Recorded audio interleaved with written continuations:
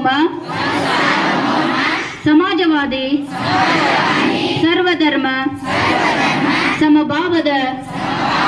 ಪ್ರಜಾಸತ್ತಾತ್ಮಕ ಗಣರಾಜ್ಯವಾಗಿ ರಚಿಸಲು ಮತ್ತು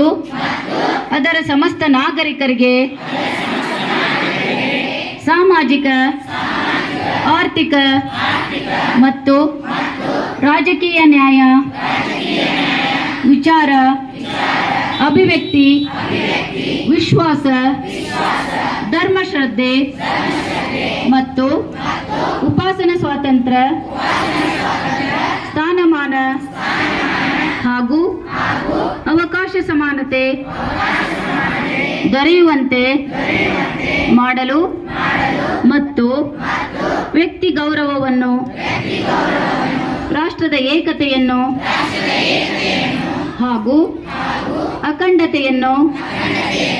ಸುನಿಶ್ಚಿತಗೊಳಿಸಿ ಅವರಲ್ಲಿ ಭ್ರಾತೃಭಾವನೆಯನ್ನು ವೃದ್ಧಿಗೊಳಿಸಲು ಶ್ರದ್ಧಾಪೂರ್ವಕ ಸಂಕಲ್ಪ ಮಾಡಿದವರಾಗಿ ನಮ್ಮ